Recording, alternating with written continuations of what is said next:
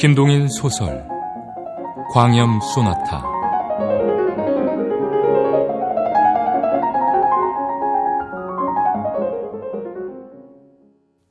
독자는 이제 내가 쓰려는 이야기를 유럽의 어떤 곳에서 생긴 일이라고 생각하여도 좋다. 혹은 40~50년 뒤에 조선을 무대로 생겨날 이야기라고 생각하여도 좋다. 다만 이 지구상의 어떠한 곳에 이러한 일이 있었는지도 모르겠다. 있는지도 모르겠다. 혹은 있을지도 모르겠다. 가능성뿐은 있다. 이만치 알아두면 그만이다. 그런지라 내가 여기 쓰려는 이야기의 주인공 되는 백성수를 혹은 알벨트라 생각하여도 좋을 것이요, 짐이라 생각하여도 좋을 것이요, 또는 호모나 기무라 모로 생각하여도 괜찮다. 다만 사람이라 하는 동물을 주인공 삼아가지고 사람의 세상에서 생겨난 일인 줄만 알면, 이러한 전제로서 자, 그러면 내 이야기를 시작하자.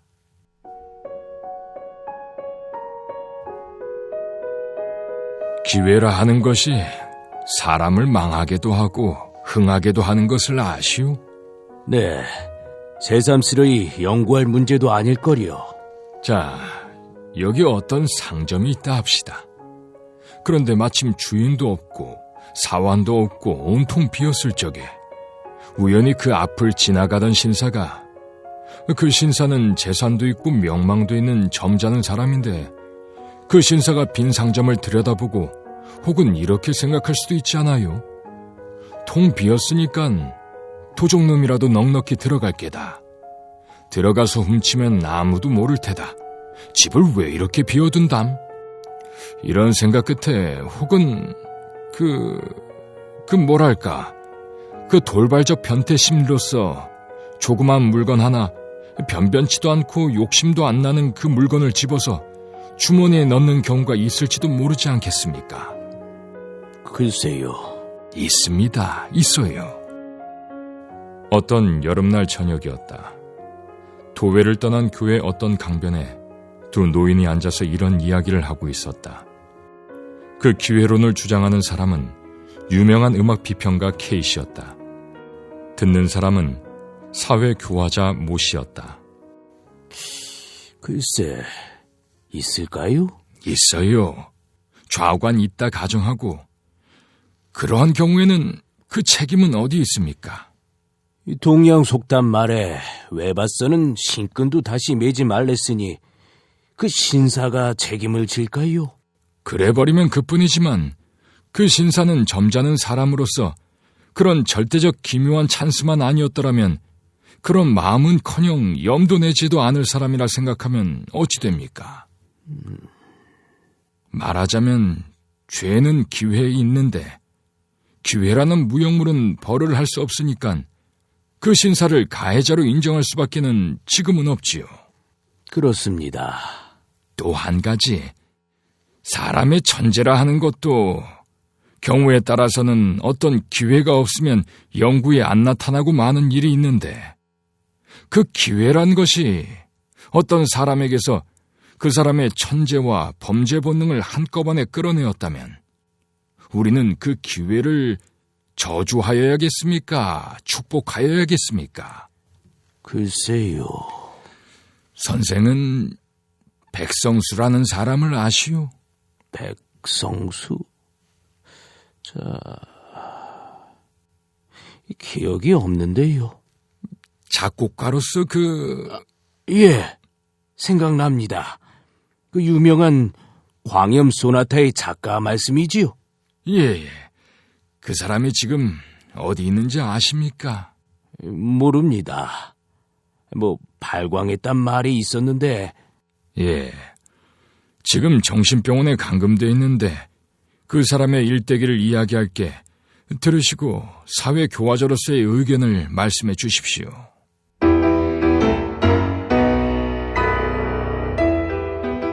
내가 이제 이야기하려는 백성수의 아버지도 또한 천분 많은 음악가였습니다.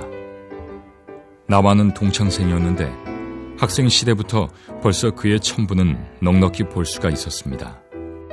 그는 작곡을 전공하였는데 때때로 스스로 작곡을 하여서는 밤중에 혼자서 피아노를 두드리고 하여서 우리들로 하여금 뜻하지 않고 일어나게 하고 하였습니다. 그리고 우리는 그 밤중에 울려오는 야성적 선율에 몸을 소스라치고 하였습니다. 그는 야인이었습니다. 광포스런 야성은 때때로 비유에 틀리면 선생을 두들기기가 예사이며 우리 학교 근처의 술집이며 모든 상점 주인들은 그에게 몇 개나 안 얻어맞은 사람이 없었습니다.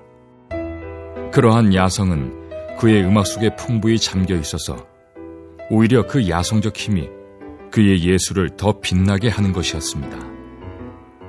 그러나 그가 학교를 졸업하고 난 뒤에는 그의 야성은 다른 곳으로 발전되고 말았습니다.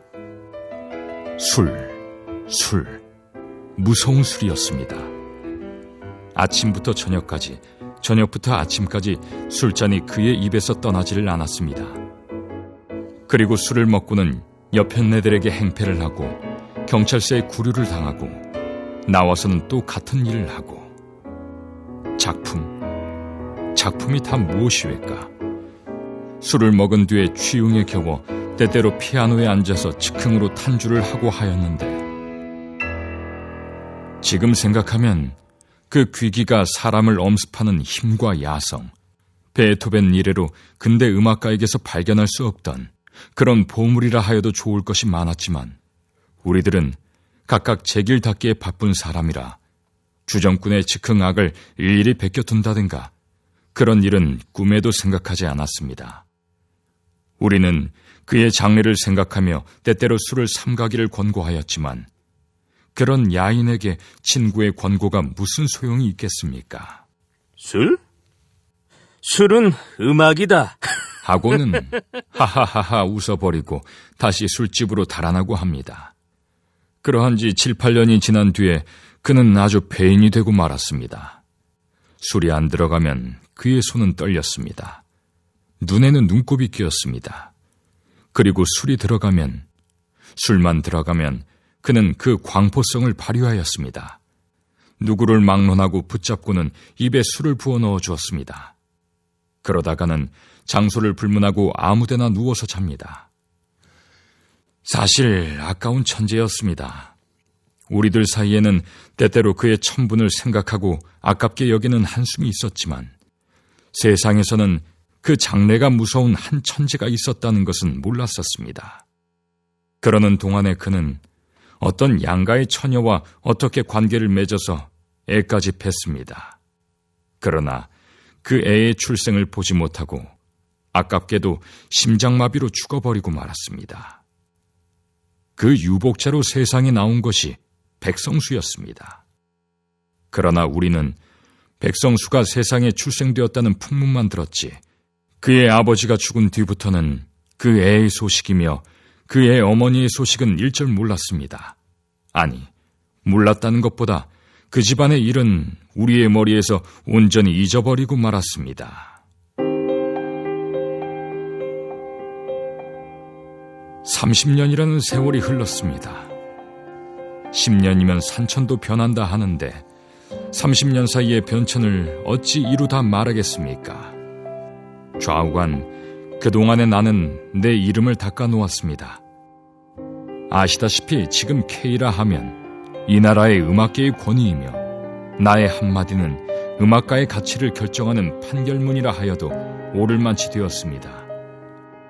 많은 음악가가 내 손 아래서 자랐으며 많은 음악가가 내 지도로서 이름을 날렸습니다.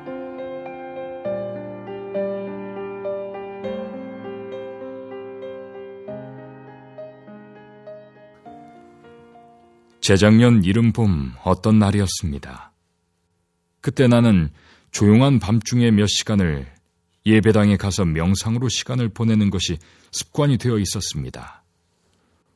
언덕 위에 홀로 서 있는 집으로서 조용한 밤중에 혼자 앉아있노라면 때때로 들보에서 놀라 깬 비둘기의 날갯소리와 간간히 기둥에서 뚝뚝하는 소리밖에는 아무 소리도 들리지 않는, 말하자면 나 같은 괴상한 성미를 가진 사람이 아니면 돈을 주면서 들어가려도 들어가지 않을 음침한 집이었습니다.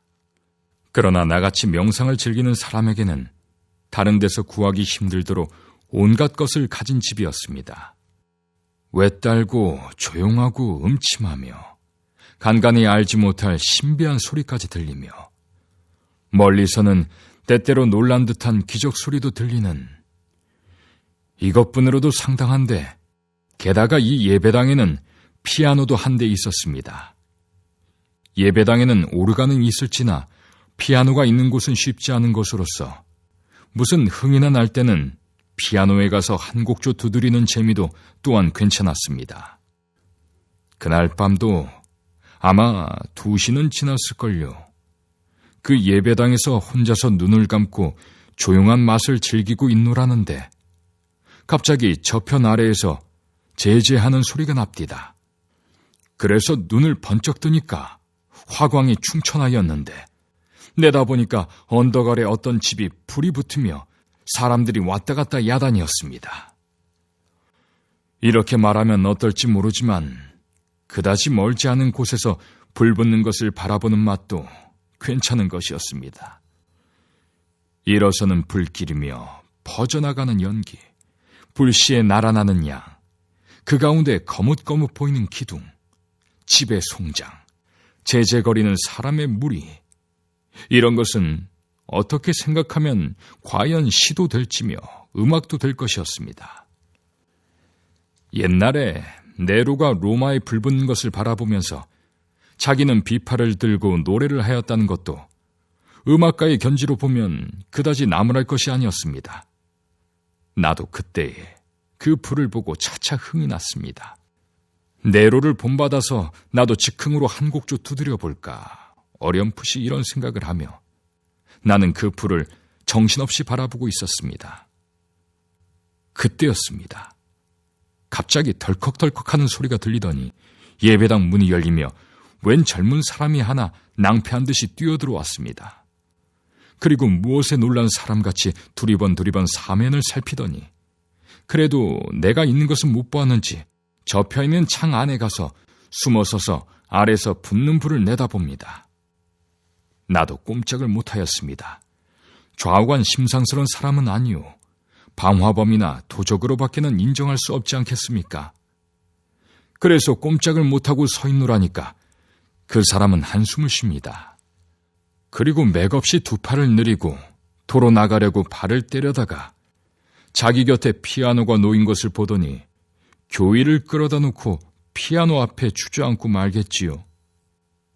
나도 거기는 그만 직업적 흥미에 끌렸습니다. 그래서 무엇을 하나 보자 하고 있노라니까 뚜껑을 열더니 한번 뚱 하고 시험을 해보아요. 그리고 조금 있더니 다시 뚱뚱하고 시험을 해보겠지요. 이때부터 그의 숨소리가 차차 높아가기 시작했습니다. 씩씩거리며 몹시 흥분된 사람같이 몸을 떨다가 벼락같이 양손을 키 위에 갖다가 덮었습니다. 그 다음 순간으로 C샤프 단음계의 알레그로가 시작되었습니다. 처음에는 다만 흥미로써 그의 모양을 엿보고 있던 나는 그 알레그로가 울려 나오는 순간 마음은 끝까지 긴장되고 흥분되었습니다. 그것은 순전한 야성적 음향이었습니다. 음악이라 하기에는 너무 힘있고 무기교였습니다. 그러나 음악이 아니라기에는 거기는 너무 괴롭고도 무겁고 힘있는 감정이 들어있었습니다.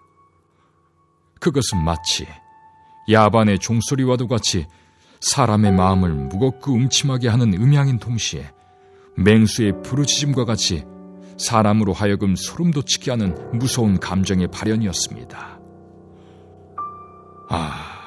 그 야성적 힘과 남성적 부르짖음, 그 아래 감춰있는 침통한 주림과 아픔, 순박하고도 아무 기교가 없는 그 표현. 나는 털썩 그 자리에 주저앉고 말았습니다. 그리고 음악가의 본능으로서 뜻하지 않고 주머니에서 오선지와 연필을 꺼내었습니다. 피아노에 울려나가는 소리에 따라서 나의 연필은 오선지 위에서 뛰놀았습니다. 등불도 없는지라 손짐작으로. 좀 급속도로 시작된 빈곤. 거기 연하여 주림. 꺼져가는 불꽃과 같은 목숨.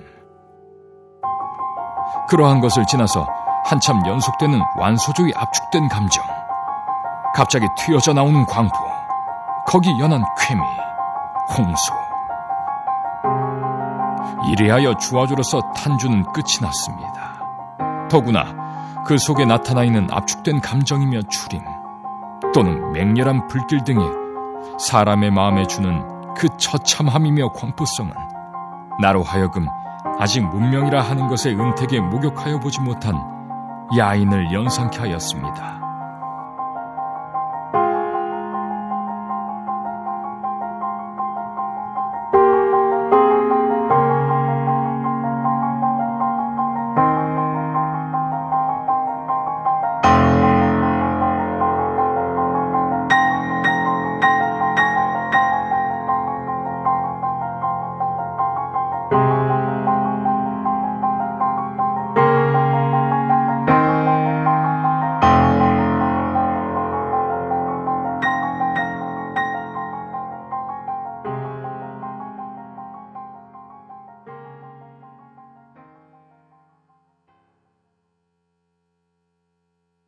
탄주가 다 끝이 난 뒤에도 난 정신을 못 차리고 망연히 앉아 있었습니다. 물론 조금이라도 음악에 소양이 있는 사람일 것 같으면 이제 그 소나타를 음악에 대하여 정통으로 아무러한 수양도 받지 못한 사람이 다만 자기의 천재적 즉흥뿐으로 탄주한 것임을 알 것입니다. 해결이 없이 감칠도 화연이며 증육도 화연을 번복으로 섞어 놓았으며 금치긴 병행 오팔도까지 집어넣은 것으로서 더구나 스케르초는 온전히 뽑아먹은 대담하다면 대담하고 무식하다면 무식하다 할 수도 있는 방분자유한 소나타였습니다. 이때 문득 내 머리에 떠오른 것은 30년 전에 심장마비로 죽은 백시였습니다. 그의 음악으로서 만약 정통적 훈련만 뽑고 거기다가 야성을 더 집어넣으면 지금 내 눈앞에 있는 그 음악가의 것과 같은 것이 될 것이었습니다. 귀기가 사람을 엄습하는 듯한 그 힘과 방분스런 표현과 야성. 이것은 근대 음악가에게 구하기 힘든 보물이었습니다. 그 소나타에 취하여 한참 정신이 어리둥절히 앉았던 나는 고즈넉히 일어서서 그 피아노 앞에 가서 그의 어깨에 가만히 손을 얹었습니다. 한 곡조를 타고 나서 아주 고난듯이 정신이 없이 앉아있던 그는 펄떡 놀라며 일어서서 내 얼굴을 보았습니다. 자네 몇 살 났나? 나는 그에게 이렇게 첫말을 물었습니다. 가슴이 답답한 나로서는 이런 말밖에는 갑자기 다른 말이 생각 안 났습니다. 그는 높은 창에서 들어오는 달빛을 받고 있는 내 얼굴을 한순간 쳐다보고 머리를 돌이키고 말았습니다. 배고프나? 나는 두 번째 그에게 물었습니다. 그는 시끄러운 듯이 벌떡 일어섰습니다. 그리고 달빛이 비친 내 얼굴을 정면으로 바라보다가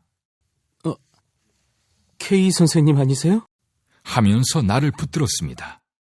그래서 그렇노라고 하니깐 사진으로는 늘 배웠습니다마는 하면서 다시 맥없이 나를 놓으며 머리를 돌렸습니다.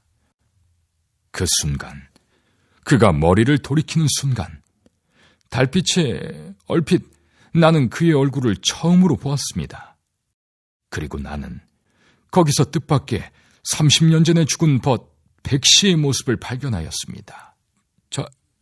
자네 이름이 뭔가? 백성수. 백성수? 그 백시의 아들이 아닌가? 30년 전에 자네가 나오기 전에 세상 떠난. 그는 머리를 번쩍 들었습니다. 예? 선생님 어떻게 아세요? 백시의 아들인가?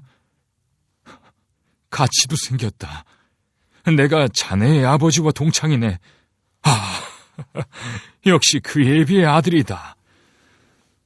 그는 한숨을 길게 쉬며 머리를 수그려 버렸습니다. 나는 그날 밤 그 백성수를 데리고 집으로 돌아왔습니다. 그리고 비록 작곡상 온갖 법칙에는 어그러진다 하나 그만치 힘과 정열과 야성으로 찬 소나타를 그저 버리기가 아까워서 다시 한번 피아노에 올라앉기를 명하였습니다. 아까 예배당에서 내가 베낀 것은 알레그로가 거의 끝난 곳부터였으므로 그 전 것을 베끼기 위해서였습니다. 그는 피아노를 향하여 앉아서 머리를 기울였습니다. 몇 번 손으로 키를 두드려 보다가는 다시 머리를 기울이고 생각하고 하였습니다. 그러나 5번, 6번을 다시 하여 보았으나 아무 효과도 없었습니다. 피아노에서 울려나오는 음향은 규칙 없고 되지 않는 한낱 소음에 지나지 못하였습니다. 야성, 힘, 귀기 그런 것은 없었습니다. 감정의 재뿐이었습니다. 선생님, 잘 안 됩니다. 그는 부끄러운 듯이 연하여 고개를 기울이며 이렇게 말하였습니다. 2시간도 못 돼서 벌써 잊어버린담. 나는 그를 밀어놓고 내가 대신하여 피아노 앞에 앉아서 아까 베낀 그 음보를 펴놓았습니다. 그리고 내가 베낀 곳부터 타기 시작하였습니다.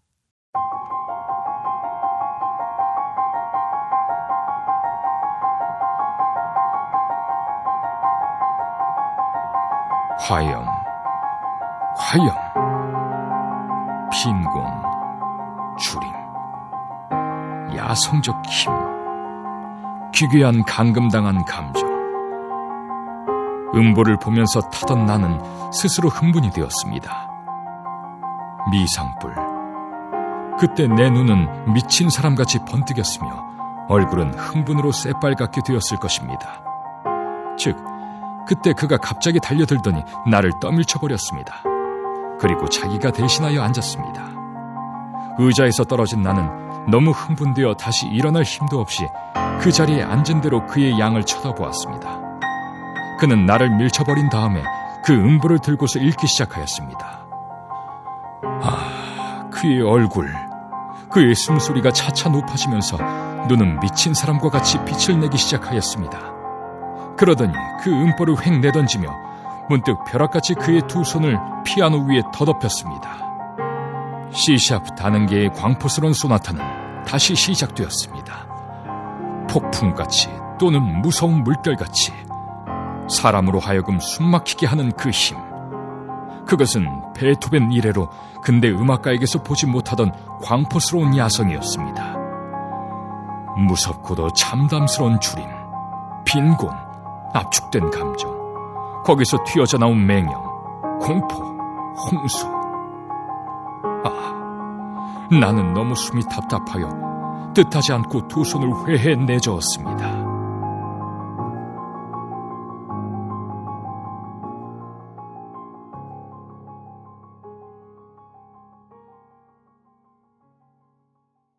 그날 밤이 새도록 그는 흥분이 되어서 자기의 과거를 일일이 다 이야기하였습니다. 그 이야기에 의지하면 대략 그의 경력이 이러하였습니다.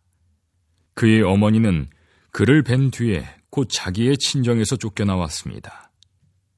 그때부터 그의 가난함은 시작되었습니다. 그러나 교양이 있고 어진 그의 어머니는 품팔이를 할지언정 성수는 곱게 길렀습니다. 변변치는 않으나마 오르간 하나를 준비하여 두고 그가 잠자려 할 때는 슈베르트의 자장가로서 그의 잠을 도왔으며 아침에 깰 때는 하루 종일 유쾌히 지내게 하기 위하여 도랜드의 세컨드 왈츠로서 그의 원기를 도두었습니다. 그는 3살 났을 적에 어머니의 품에 안겨서 오르간을 장난하여 보았습니다. 오르간을 장난하는 것을 본 어머니는 근근히 돈을 모아서 그가 6살 나는 해에 피아노를 하나 샀습니다. 아침에는 새소리, 바람에 버석거리는 포플러잎, 어머니의 사랑, 부엌에서 국 끓이는 소리. 이러한 모든 것이 이 소년에게는 신비스럽고도 다정스러워 그는 피아노에 향하여 앉아서 생각나는 대로 키를 두드리고 하였습니다. 이러한 가운데 고이 소학과 중학도 마치었습니다. 그러는 동안에 음악에 대한 동경은 그의 가슴에 터질 듯이 쌓였습니다.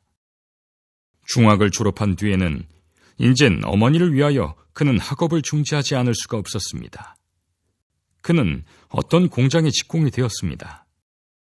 그러나 어진 어머니의 교육 아래서 길러진 그는 비록 직공은 되었다 하나 아주 올량한 사람이었습니다.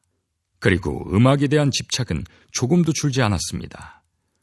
비록 돈이 없어서 정식으로 음악 교육은 못 받을 망정 거리에서 손님을 끊으라고 틀어놓은 유성기 앞이며 또는 일요일날 예배당 찬양대의 노래에 젊은 가슴을 뛰놀리던 그이였습니다.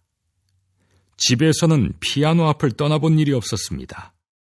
때때로 비상한 감흥으로 오선지를 내놓고 음보를 그려본 적도 한두 번이 아니었습니다. 그러나 이상한 것은 그만치 뛰놀던 열정과 터질 듯한 감격도 음보로 그려놓으면 아무 긴장도 없는 싱거운 음계가 되어버리고 하였습니다. 왜? 그만치 천분이 있고 그만치 열정이 있던 그에게서 왜 그런 재와 같은 음악만 나왔느냐고 물으실 테지요. 거기에 대하여서는 이따가 설명하리다. 감격과 불만, 열정과 채, 비상한 흥분과 그 흥분에 대한 반비례 되는 시원치 않은 결과, 이러한 불만에 10년이 지났습니다. 그의 어머니는 문득 몹쓸 병에 걸렸습니다. 자양과 약값, 그의 몇 해를 근근히 모았던 돈은 차차 줄기 시작하였습니다. 조금이라도 안락한 생활이 되기만 하면 정식으로 음악에 대한 교육을 받으려고 모아두었던 저금은 그의 어머니의 병에 다 들어갔습니다. 그러나 그의 어머니의 병은 차도가 보이지 않았습니다. 그리하여 그와 내가 그 예배당에서 만나기 전에 여름 어떤 날, 그의 어머니는 도저히 회복할 가망이 없는 중태에까지 빠지게 되었습니다. 그러나 그때는 벌써 그에게는 돈이라고는 다 떨어진 때였습니다. 그날 아침, 그는 위독한 어머니를 버려두고 역시 공장일을 갔습니다.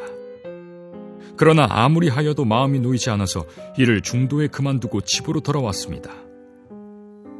그때는 어머니는 벌써 혼수 상태에 빠져 있었습니다. 가슴이 덜컥 내려앉은 그는 황급히 다시 뛰어나갔습니다. 그러나 어디로? 무얼 하러? 뜻없이 뛰어나와서 한참 다른 박질하다가 그는 문득 정신을 차리고 의사로도 청할 양으로 희끈 돌아섰습니다. 그때였습니다. 아까 내가 말한 바 기회라는 것이 그때 그의 앞에 나타났습니다. 그것은 조그만 담배가게 앞이었는데 가게와 안방과의 세의 문은 닫혀있고 안에는 미상불, 사람이 있을지나 가게를 보는 사람은 눈에 안 띄었습니다. 그리고 그 담배 상자 위에는 50전짜리 은전 한 입과 동전 몇 잎이 놓여 있었습니다. 그는 자기로서도 무엇을 하는지 몰랐습니다. 의사를 청하여 오려면 다만 몇십 전이라도 돈이 있어야겠다는 어렴풋한 생각만 가지고 있던 그는 한번 사면을 살핀 뒤에 벼락같이 그 돈을 주고 달아났습니다. 그러나 그는 20간도 뛰지 못하여 따라오는 그 집 사람에게 붙들렸습니다. 그는 몇 번을 사정하였습니다. 마지막에는 자기의 어머니가 명제경각이니 1시간만 놓아주면 의사를 어머니에게 보내고 다시 오마구까지 하여 보았습니다. 그러나 그런 말은 모두 헛소리로 돌아가고 그는 마침내 경찰서로 가게 되었습니다. 경찰서에서 재판소로, 재판소에서 감옥으로. 이러한 6달 동안에 그는 이를 갈면서 분해하였습니다. 자기 어머니의 운명이 어찌 되었나. 그는 손과 발을 동동 구르면서 안타까워했습니다. 만약 세상을 떠났다 하면 떠나는 순간에 얼마나 자기를 찾았겠습니까? 임종에도 물 한 잔 떠넣어줄 사람이 없는 어머니였습니다. 애타하는 그 모양, 목말라 하는 그 모양을 생각하고는 그 어머니에게 지지 않게 자기도 애타하고 목말라 했습니다. 반년 뒤에 겨우 광명한 세상에 나와서 자기의 오막살이를 찾아가매 거기는 벌써 다른 사람이 들어있었으며 그의 어머니는 반년 전에 아들을 찾으며 길에까지 기어 나와서 죽었다 합니다. 공동묘지를 가보았으나 분묘조차 발견할 수가 없었습니다. 이리하여 갈 곳이 없이 헤매던 그는 그날도 역시 잘 곳을 찾으러 헤매다가 그 예배당까지 뛰어들어온 것이었습니다.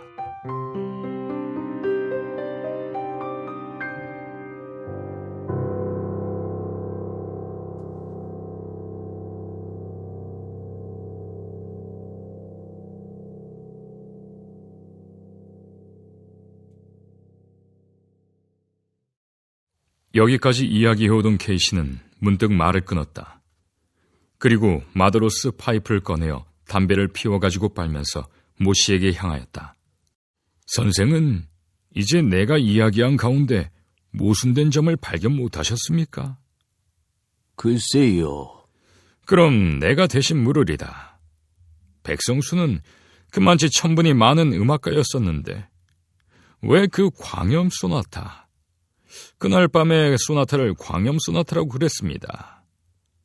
그 광염 소나타를 짓기 전에는 그만치 흥분되고 긴장되었다가도 일단 음보로 만들어 놓으면 아주 힘없는 것이 되어버리고 했겠습니까? 그거야, 그 미상불. 그때 흥분이 광염 소나타를 지을 때 흥분만 못한 연고겠지요. 그렇게 해석하세요. 듣고 보니 그것은 한 해석이 되기는 합니다. 그러나 나는 그렇게 해석 안 하는데요. 그럼 케이 씨는 어떻게 해석하십니까? 나는... 내 해석을 말하는 것보다 그 백성수한테서 내게로 온 편지가 한 장 있는데 그것을 보여드리리다. 선생은 오늘 바쁘시지 않으세요? 일은 없습니다. 그러면 우리 집까지 잠깐 같이 가보실까요? 가지요. 두 노인은 일어섰다. 도회와 교회의 경기에 달린 케이시의 집에까지 두 노인이 이른 때는 오후 8시가 된 때였다. 두 노인은 케이시의 서재에 마주 앉았다. 이것은 2, 3일 전에 백성수한테서 내게로 온 편지인데 읽어보세요. 케이시는 서랍에서 기다란 편지 뭉치를 꺼내어 모 씨에게 주었다. 모 씨는 받아서 폈다. 가만, 여기서부터 보세요. 그 전에는 쓸데없는 인사니까. 그리하여 그날도 또한 이제 밤을 지낼 집을 구하느라고 돌아다니던 저는 우연히 그 집, 제가 전에 돈 50여 전을 훔친 집 앞에까지 이르렀습니다. 깊은 밤 사면은 고요한데 그 집 앞에서 잘 곳을 구하느라고 헤매던 저는 문득 마음속에 무서운 복수의 생각이 일어났습니다. 이 집만 아니었더라면, 이 집 주인이 조그만 인정이라는 것을 알았더라면 저는 그 불쌍한 제 어머니가 길에까지 기어나와서 세상을 떠나게 하지는 않았겠습니다. 분묘가 어디인지조차 알지 못하여 꽃 한 번 갖다가 꽂아보지 못한 이러한 불효도 이 집 때문이다. 이러한 생각에 참지를 못하여 그 집 앞에 가려있는 볏집에다가 불을 놓았습니다. 그리고 거기 서서 불이 집으로 옮아가는 것을 다 본 뒤에 갑자기 무서운 생각이 나서 달아났습니다. 좀 달아나다 봄에 아래서는 벌써 사람이 꿰어들기 시작한 모양인데 이때 저의 머리에 타오르는 생각은 통쾌하다는 생각과 달아나려는 생각뿐이었습니다.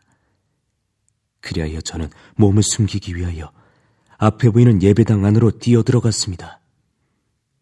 거기서 불이 다 꺼지도록 구경을 한 뒤에 나오려다가 피아노를 보고 이보세요. 케이시는 편지를 보는 모 씨를 찾았다. 비상한 열정과 감격은 있어도 그것이 그대로 표현 안 된 것이 그것 때문이었습니다. 즉 성수의 어머니는 몹시 어진 사람으로서 어렸을 때부터 성수의 교육을 몹시 힘을 들여서 착한 사람이 되도록 이렇게 길렀습니다. 그려. 그 어진 교육 때문에 그가 하늘에서 타고난 광포성과 야성이 음보로 그려놓으면 아주 힘없는, 말하자면 김 빠진 술과 같이 되고 하는 것이 모두 그 때문이었습니다. 그려. 점잖고 어진 교훈이 그의 천분을 못 발휘하게 한 셈이지요. 그것이 그 사람 성수가 감옥 생활을 할 동안에 한 번 씻긴 하였으나 그러나 사람의 교양이라 하는 것은 온전히 씻지는 못하는 것이 왜다. 그러다가 그 원수의 집 앞에서 갑자기 말하자면 돌발적으로 야성과 광포성이 나타나서 불을 놓고 예배당 안에 숨어서서 그 야성적 광포적 쾌미를 한껏 즐긴 다음에 그에게서 폭발하여 나온 것이 그 광염 소나타였구려. 일어서는 불길, 사람의 비명, 온갖 것을 무시하고 퍼져나가는 불의 세력. 이런 것은 사실 야성적 쾌미 가운데 으뜸이 되는 것이니까요. 아셨습니까? 그러면 그 다음에 그 편지 여기부터 또 보세요. 저는 그날의 일이 아직 눈앞에 어리는 듯하다. 선생님이 저를 세상에 소개하시기 위하여 늙으신 몸이 몸소 피아노에 앉으셔서 초대한 여러 음악가들 앞에서 제 광임 소나트를 탄주하시던 그 광경은 지금 생각하여도 제 눈에서 눈물이 나오려 합니다. 그때 그 손님 가운데 부인 손님 두 분이 기절을 한 것은 결코 광염 소나타의 힘뿐이 아니고 선생님의 그 탄주의 힘이 많이 섞인 것을 뉘려서 부인하겠습니까? 그 뒤에 여러 사람 앞에 저를 내세우고 이 사람이 광염 소나타의 작자이며 30년 전에 우리를 버려두고 혼재간 일대의 귀재 백씨의 아들이외다 라고 소개를 하여 주신 그때의 그 감격은 제 일생에 어찌 있사오리까. 그 뒤에 선생님께서 저를 위하여 꾸며주신 방도 또한 제 마음에 가장 맞는 방이었습니다. 널따란 북향 방에 동남쪽 귀에 든든한 참나무 침대가 하나, 서북쪽 귀에 아무 장식 없는 참나무 책상과 의자, 피아노가 하나씩, 그 밖에는 방 안의 장식이라고는 서남쪽 벽에 커다란 거울이 하나 있을 뿐 덩그렇게 넓은 방은 사실 밤에 전등 아래 앉아 있노라면 저절로 소름이 끼치도록 무시무시한 방이었습니다. 게다가 방 안은 모두 검은 칠을 하고 창밖에는 늙은 회나무의 고목이 한 그루 서 있는 것도 과연 귀기가 돌았습니다. 이러한 가운데서 선생님은 저로 하여금 방분스러운 음악을 낳도록 애써주셨습니다. 저도 그런 환경 아래서 좋은 음악을 낳아보려고 얼마나 애를 썼겠습니까? 어떤 날 선생님께 작곡에 대한 개통적 훈련을 원할 때 선생님은 이렇게 대답하셨습니다. 자네 같은 사람에게 개통적 훈련이 들어가면 자네의 음악은 기계화해버리고 마라. 마음대로 온갖 규칙과 규범을 무시하고 가슴에서 터져 나오는 대로. 저는 이 말씀의 뜻을 똑똑히는 몰랐습니다. 그러나 대략한 의미뿐은 통하였습니다. 그리하여 저는 마음대로 한껏 자유스러운 음악의 경지를 개척하려 하였습니다.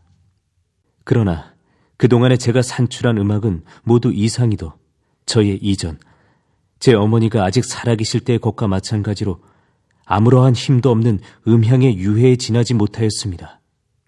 저는 얼마나 초조하였겠습니까?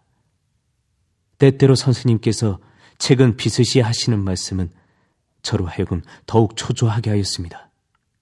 그리고 마음이 초조하면 초조할수록 제게서 생겨나는 음악은 더욱 나약한 것이 되었습니다. 저는 때때로 그 불붙던 광경을 생각하여 보았습니다.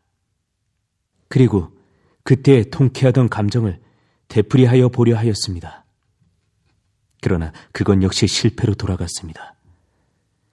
때때로 비상한 열정으로 음보를 그려놓은 뒤에 몇 시간이 지나서 다시 한번 읽어보면 거기는 아무 힘이 없는 개념만 있고 하였습니다. 저의 마음은 차차 무거워지기 시작하였습니다. 그리고 큰 기대를 가지고 계신 선생님께도 미안하기가 짝이 없었습니다. 음악은 공예품과 달라서 마음대로 만들고 싶은 때에 되는 것이 아니니 마음 놓고 천천히 감흥이 생긴 때에. 이러한 선생님의 위로의 말씀이 듣기가 제 살을 깎아먹는 듯하였습니다. 그러나 제 마음상은 이제는 제게서 다시 힘있는 음악이 나올 기회가 없는 것 같지만 생각되었습니다. 이러는 동안에 무위에 몇 달이 지났습니다. 어떤 날 밤중 가슴이 너무 무겁고 가슴속에 무엇이 가득 찬 것 같이 거북하여서 저는 산보를 나섰습니다. 무거운 머리와 무거운 가슴과 무거운 다리를 지향 없이 옮기면서 돌아다니다가 저는 어떤 곳에서 커다란 볏짚 낯가리를 발견하였습니다. 이때의 저의 심리를 어떻게 형용하였으면 좋을지 저는 모르겠습니다. 저는 무서운 적을 만난 것 같이 긴장되고 흥분되었습니다. 저는 사면을 한번 살펴보고 그 낯가리에 달려가서 불을 그어서 놓았습니다. 그리고 갑자기 무서움증이 생겨서 돌아서서 달아나다가 멀찌감이까지 달아나서 돌아보니까 불길은 벌써 하늘을 찌를 듯이 일어났습니다. 와, 깨악깨악. 사람들이 부르짖는 소리도 들렸습니다. 저는 다시 그곳까지 가서 그 무서운 불길에 날아올라가는 볕이 피며 그 낯가리에 연달아 있는 집을 헐어내는 광경을 구경하다가 문득 흥분되어서 집으로 돌아왔습니다. 그날 밤에 된 것이 성난 파도이었습니다.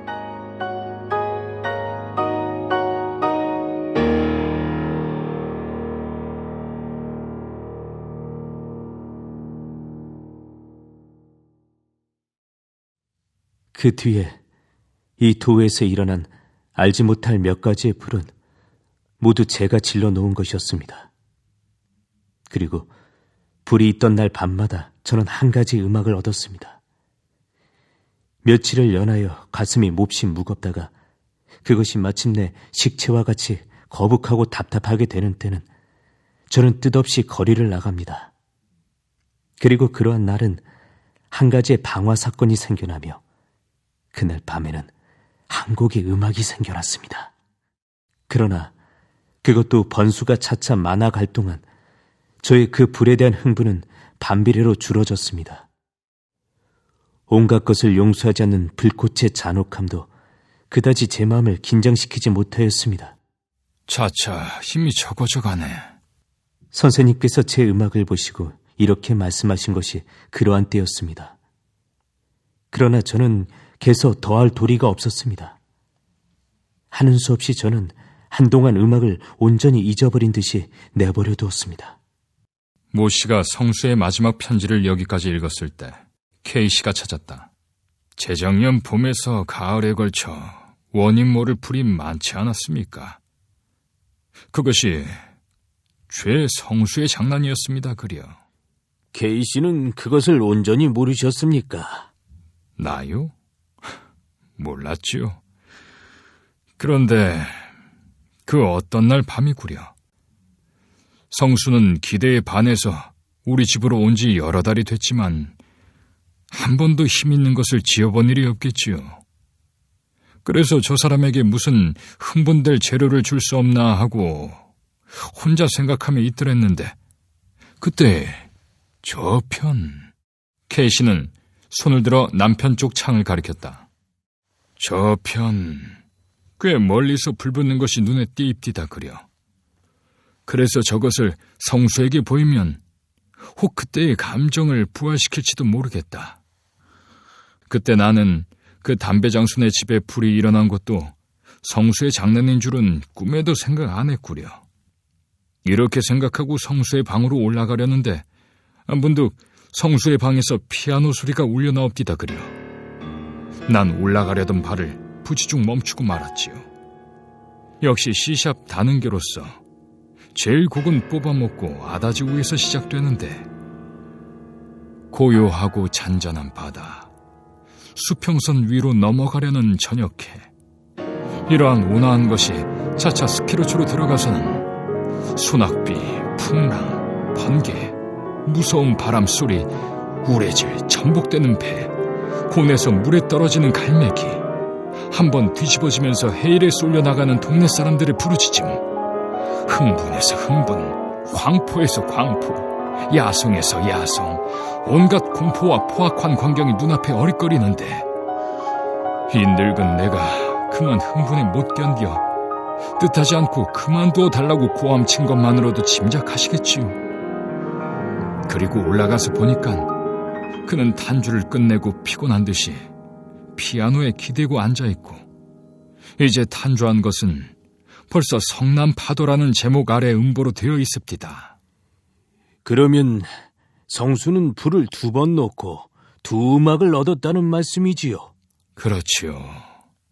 그리고 그 뒤로부터는 한 10여일 건너서는 하나씩 지었는데 그것이 지금 보면 한 가지의 방화 사건이 생길 때마다 생겨난 것이었습니다. 그러나 그의 편지 맞다나 얼마 지나서부터는 차차 그 힘과 야성이 적어지기 시작했지요. 그래서 가만 계십시오. 그 사람이 그 다음에도 피의 선율이나 그 밖에 유명한 곡조를 여러 개 만들지 않았습니까? 글쎄 말이외다. 거기에 대한 설명은 그 편지를 또 보십시오. 여기서부터 또 보시면 알리다. 다리 아래로 나오려는데 무엇이 발길에 채는 것이 있었습니다.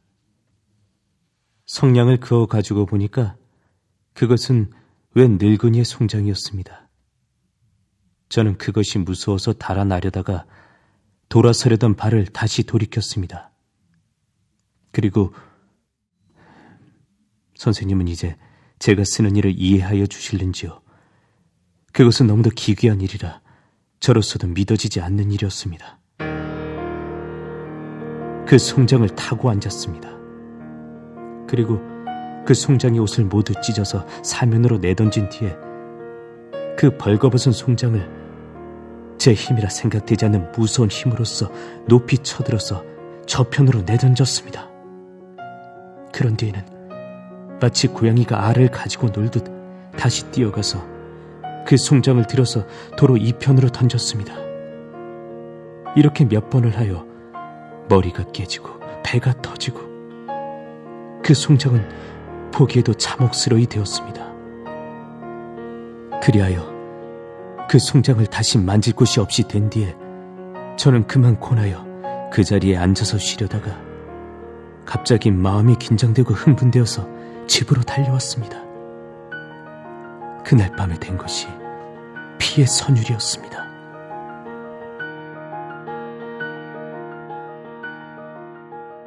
선생은 이러한 심리를 아시겠습니까? 글쎄요. 아마 모르실걸요. 그러나 예술가로서는 능히 머리를 끄덕일 수 있는 심리회다. 그리고 또 여기를 읽어보십시오. 그 여자가 죽었다는 것은 제게는 사실 뜻밖이었습니다. 저는 그날 밤 혼자 몰래 그 여자의 무덤을 찾아갔습니다. 그리고 7, 8시간 전에 묻어놓은 그의 무덤의 흙을 다시 파서 그의 시체를 꺼내어 놓았습니다. 푸르른 달빛 아래 누워있는 아름다운 그의 모양은 과연 선녀와 같았습니다. 가볍게 눈을 닫고 있는 창백한 얼굴, 곧은 콧날, 풀어헤친 검은 머리. 아무 표정도 없는 고유한 얼굴은 더욱 처염함을 도왔습니다. 이것을 정신없이 들여다보고 있던 저는 갑자기 흥분이 되어 선생님, 저는 이 아래를 쓸 용기가 없습니다. 재판소의 조서를 보시면 저절로 아실 것이 올시다.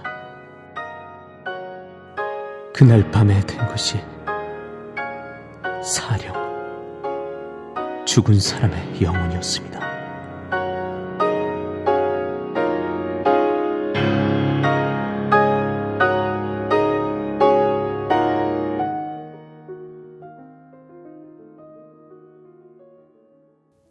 어떻습니까? 예? 언어 도단이에요? 선생의 눈으로는 그렇게 배실이다. 또 여기를 읽어보십시오. 이리하여 저는 마침내 사람을 죽인다 하는 경우에까지 이르렀습니다. 그리고 한 사람이 죽을 때마다 한 개의 음악이 생겨났습니다. 그 뒤부터 제가 지은 그 모든 것은 다 한 사람씩의 생명을 대표하는 것이었습니다. 이제 더 보실 것이 없습니다. 그런데 그만큼 보셨으면 성수에 대한 대략한 일은 아셨을 터인데 거기 대한 의견이 어떻습니까? 네? 어떤 의견 말씀이오니까? 어떤 기회라는 것이 어떤 사람에게서 그 사람이 가지고 있는 천재와 함께 범죄 본능까지 끌어내었다 하면 우리는 그 기회를 저주하여야겠습니까? 혹은 축복하여야겠습니까? 이 성수의 일로 말하자면 방화, 사체모욕, 시간, 살인, 온갖 죄를 다 범했어요. 우리 예술가 협회에서 별별 수단을 다 써서 정부에 탄원하고 재판소에 탄원하고 해서 겨우 성수를 정신병자라 하는 명목 아래 정신병원에 감금했지. 그렇지 않으면 당장의 사형이 아닙니까? 그런데 이제 그 편지를 보셔도 짐작하시겠지만 동상시에는 그 사람은 아주 명민하고 점잖고 온화한 청년입니다. 그러나 때때로 그 흥분 때문에 눈이 아득하여져서 무서운 죄를 범하고 그 죄를 범한 다음에는 훌륭한 예술을 하나씩 산출합니다. 이런 경우에 우리는 그 죄를 밉게 보아야 합니까? 혹은 범죄 때문에 생겨난 예술을 보아서 죄를 용서하여야 합니까? 그거야 죄를 범치 않고 예술을 만들어냈으면 더 좋지 않습니까? 물론이지요. 그러나 이 성수 같은 사람도 있는 것이니까 이런 경우엔 어떻게 해결하렵니까? 죄를 벌해야지요. 죄악이 성하는 것을 그냥 볼 수는 없습니다. 케이씨는 머리를 끄덕였다. 그렇겠습니다. 그러나 우리 예술가의 견지로는 또 이렇게 볼 수도 있습니다. 베토벤 이후로는 음악이라 하는 것이 차차 힘이 빠져가서 꽃이나 계집이나 찬미할 줄 알고 연애나 칭송할 줄 알아서 선이 굵은 것은 볼 수가 없이 되었습니다. 게다가 엄정한 작곡법이 있어서 그것은 마치 수학의 방정식과 같이 작곡에 대한 온갖 자유스러운 경지를 제한해 놓았으니까 이후에 생겨나는 음악은 새로운 길을 개척하기 전에는 한 기술이 될 것이지 예술이 될 수는 없습니다. 예술가에게는 이것이 쓸쓸해요. 힘 있는 예술, 선이 굵은 예술, 야성으로 충일된 예술. 우리는 이것을 기다린 지 오래였습니다. 그럴 때에 백성수가 나타났습니다. 사실 말이지, 백성수 그의 예술은 그 하나하나가 모두 우리의 문화를 영구히 빛낼 보물입니다. 우리의 문화의 기념탑입니다. 방화, 살인, 변변치 않은 집계, 변변치 않은 사람 개는 그의 예술의 하나가 산출되는 데 희생하라면 결코 아깝지 않습니다. 천년에 한 번, 만년에 한 번 날지 못 날지 모르는 큰 천재를 몇 개의 변변치 않은 범죄를 구실로 이 세상에서 없이하여 버린다 하는 것은 더 큰 죄악이 아닐까요? 적어도 우리 예술가에게는 그렇게 생각됩니다. 케이씨는 마주 앉은 노인에게서 편지를 받아서 서랍에 집어넣었다. 새빨간 저녁해에 비치어서 그의 늙은 눈에는 눈물이 반뜩였다.